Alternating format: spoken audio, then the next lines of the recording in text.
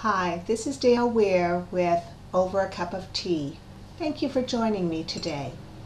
Today we're going to talk about things to do to fix up your home if you're considering selling it, or if you just want to maintain the value in it so that when you go to sell it in the future, you won't have to put a lot of money into it at that time.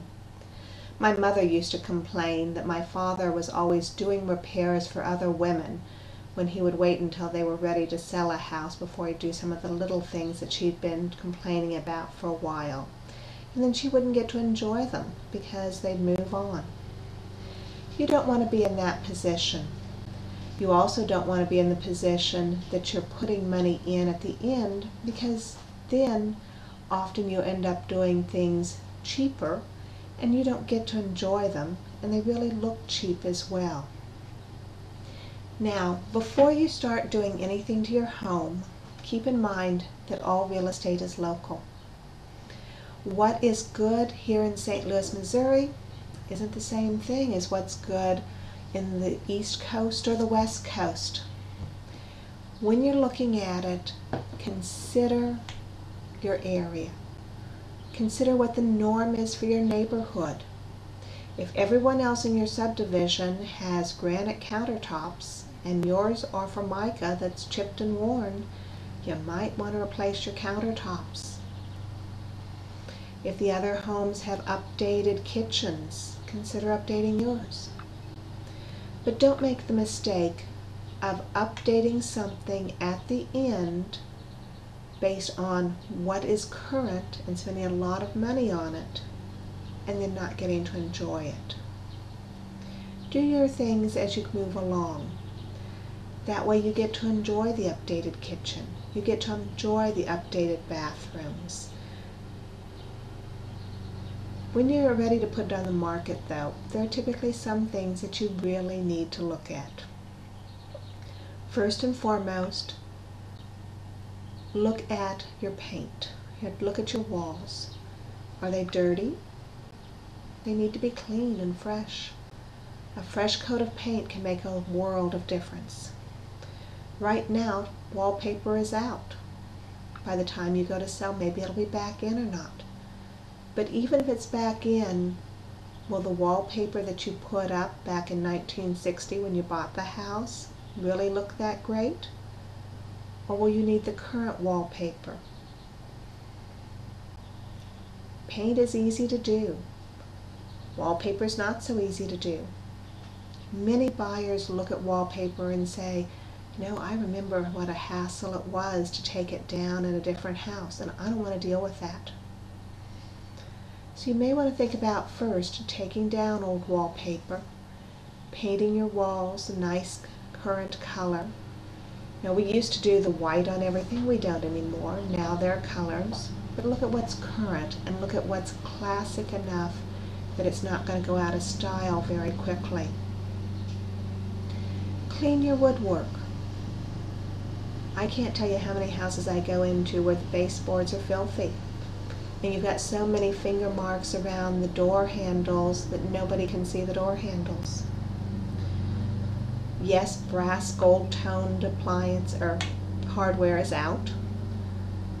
Nickel is in at the moment, and the silver finishes. But when you're looking at those, look at them in retrospect with the whole house.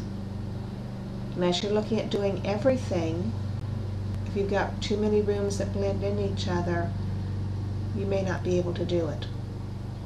And if you do it right. Don't switch out the door hardware and not switch out the hinges. Make sure it all coordinates. Look at what the current look is, but also consider classics. There's a lot of people who a few years ago put in Tuscan kitchens, and Tuscan kitchens went out of style in this area probably within about 6 to 9 months of coming in style. It was too trendy. Do something that's a classic that will stick around and that nobody can object to. They can always make it look Tuscan feel with their accessories if that's what they want. When you're looking at fixing up a house, make sure you take care of the outside as well as the inside. Go through it, have a friend go through it with you or a realtor. Somebody who is going to be honest with you, and have them tell you all the little things that they see that you're not seeing because you've seen it so often. I'm serious. You may have a hole in the wall behind your door because the doorstop is broken or was never put on. So every time the door opens and closes, the door handle makes an indentation in the wall. And you're not seeing it because you've always seen it, or the door's always open when you're looking at it. Look at all the small repairs that need to be done. When a buyer comes in and they see a lot of small repairs that need to be done, they're going to presume that the big things aren't done either. Make sure that the house is clean, clean, clean. Wash every glass surface, every mirrored surface until it shines and reflects light. Get rid of all the dust. Clean the ceiling fans. Put up light fixtures that reflect light. Make sure that every light fixture has bulbs in every socket. Take care of the little things. Go on and look at what the municipal inspectors look at. Fix those things up front. Put on numbers on the house where a realtor can find your house easily. You need numbers on both sides of the mailbox, not just one, as well as on the front of the house. Make sure that your house has a great curb appeal. If the grass is nasty, the garden is full of weeds, people aren't going to want to come up to the front door.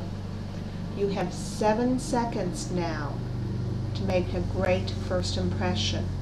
It used to be longer, but people jump now. When you're looking at fixing up your house, you're looking at making sure that it looks great online as well as in person. 95 of the first showings of a home are online. And if someone doesn't like what they look like, if someone doesn't like what they're looking at online, you're never going to make it to the front door. When you're looking at a home and you're trying to decide what repairs to do that are going to bring you the most money or get the home sold faster, which may net you more money because it gets you out of mortgage payments, insurance, interest, taxes, and the like faster, talk to a local realtor. They can tell you that what you're thinking about doing will help to get the house sold, or they can tell you that it won't make any difference at all. There are some things that will improve the value and you will get your money. Nothing ever gets you 100% of your money, okay? But there are some things that will improve the value of the home and you'll make money off of them. There are other things that will just get it sold faster and you may net more. But too often we see people who go in, do the renovations, do the updates, then talk to the realtor, and the realtor goes in and says, "Oh my, you updated it, but that's not what buyers are looking for today." An example of that is putting carpet in a kitchen or a bathroom. Today's buyers don't want that. So if you're going to replace something, we tell you to replace that with a tile floor or another floor that works in those areas. Talk to us up front and let us help you before you start spending a lot of your time and money on things that aren't going to make a difference or are going to make the wrong impression and may actually help to delay the sale. This is Dale Weir with Caldwell Banker Gundaker in St. Louis, Missouri. I hope you enjoyed our cup of tea today. I hope to see you soon.